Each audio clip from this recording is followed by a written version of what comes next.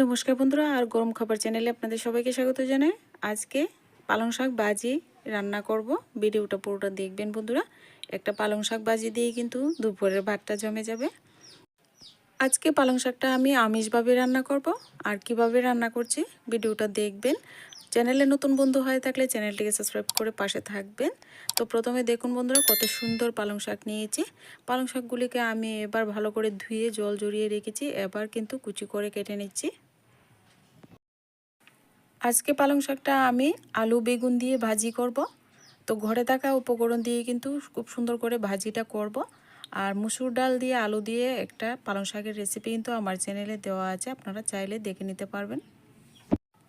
পালং শাক আমার এখানে কুচি করে কেটে নেওয়া হয়ে গেছে। দেখুন বন্ধুরা, কত সুন্দর লাগছে।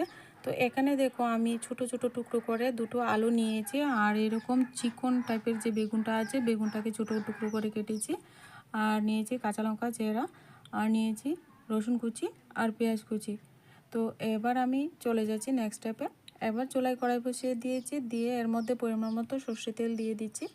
সর্ষে তেলটা গরম করে নিয়ে এবার প্রথমে কিন্তু আলুটাকে আমি ভেজে নিচ্ছি। এবার আলুর মধ্যে লবণ আর হলুদ দিয়ে এবার আলুটাকে একটু গোল্ডেন কালার করে ভেজে নেব। এবার আলুটাকে হালকাভাবে কিন্তু ভেজে নেব। এবার একটা ঢাকনা দিয়ে একটু ঢেকে দেব। আমি তেলটা প্রথমে বেশি পরিমাণে দিয়েছি, কেননা আমি আলুর সঙ্গে বেগুনটাকেও ভাজি করব, তার জন্য আলুটা কিন্তু একটু তেল তেলে লাগছে। এবার কিন্তু আলুর সঙ্গে বেগুনটাকেও দিয়ে এবার ভাজি করে নেব। তো এইভাবে কিন্তু আলু বেগুন ভাজি দিয়ে পালং শাক ভাজি কখনো খেয়েছেন কি না, আর যদি না খেয়ে থাকেন ভিডিওটা দেখে বন্ধুরা তৈরি করে খেয়ে দেখবেন। না দেখলে বুঝতে পারবেন না কতটা টেস্ট হয়। তো আমি হালকাভাবে ভেজে নিয়েছি, এবার কিন্তু তুলে নিচ্ছি। এবার ফোড়নে দিয়েছি দুটো শুকনো লঙ্কা, তেজপাতা, আর দিয়ে দেবো এখানে রসুন কুচি আর পেঁয়াজ কুচি দিয়ে কিন্তু ফোড়নটা আজকে দিচ্ছি। যদি আপনারা নিরামিষভাবে খেতে চান তাহলে কিন্তু এখানে পাঁচ ফোড়ন দিয়ে কিন্তু ফোড়নটা দেবেন, ভীষণ ভালো লাগে পাঁচ ফোড়ন দিয়ে পালং শাক রেসিপি। বন্ধুরা এখানে 3-4 কোয়া রসুন কুচি করে দিলাম, আর একটা ছোট পেঁয়াজ কুচি করে নিয়েছি, আর এখানে 4-5টা চেরা কাঁচা লঙ্কা নিয়েছি। এবার কিন্তু লাল করে ভেজে নেব। এখনো পর্যন্ত যারা চ্যানেলটিকে সাবস্ক্রাইব করনি বন্ধুরা, সাবস্ক্রাইব করে পাশে থাকা বেল আইকনটি বাজিয়ে দেবেন। যখন কোনো ভিডিও আমি আপলোড করব আপনারা কিন্তু সবার প্রথমে পেয়ে যাবেন। তো দেখো বন্ধুরা, একটু ভেজে নিয়েছি, এবার এত কড়া করে ভাজতে হবে না। এবার এখানে আমি কিছু মশলা অ্যাড করব। এবার বন্ধুরা এখানে দিয়ে দিচ্ছি ভাজা জিরা ধনে গুঁড়ো দিয়ে দিলাম হাফ চামচ দিয়ে দিচ্ছি এখানে জিরা গুঁড়া, আর দিয়ে দিচ্ছি পরিমাণ মতো একটু হলুদ গুঁড়ো। এবার কিন্তু নেড়ে চেড়ে মশলার সঙ্গে আরও কিছুক্ষণ একটু ভেজে নেব। সমস্ত উপকরণ ভালো করে একটু ভেজে নেওয়া হয়ে গেলে এবার এখানে আমি আগে থেকে কুচি করে রাখা পালং শাকটা দিয়ে দিচ্ছি। তো প্রথমে কিন্তু আমি এখানে লবণ দিইনি বন্ধুরা, লবণটা পরে দেব, কারণ শাক থেকে অনেকটা জল বেরোবে। তো এবার কিন্তু পালং শাকটা দিয়ে এবার নেড়ে চেড়ে দেবো বন্ধুরা। নেড়ে চেড়ে দেওয়ার পর দেখবেন পালং শাক থেকে প্রচুর জল বেরোবে।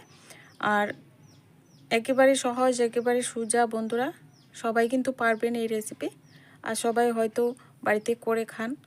তো আমি কিভাবে করছি দেখুন। এবার কিন্তু একটু পরে দেখবেন একেবারে যেন মজে গেছে। দেখুন বন্ধুরা শাক কতটুকু হয়ে গেছে। এবার এখানে আমি পরিমাণ মতো লবণ অ্যাড করব।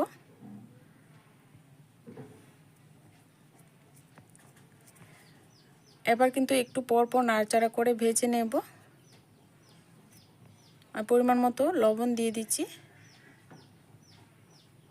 এবার এখানে আগে থেকে ভেজে রাখা আলু বেগুনটাও দিয়ে দেব।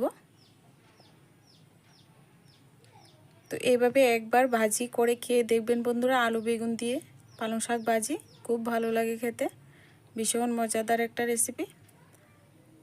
এবার কিন্তু আস্তে আস্তে করে আমি জলটাকে সম্পূর্ণভাবে টানিয়ে নেব।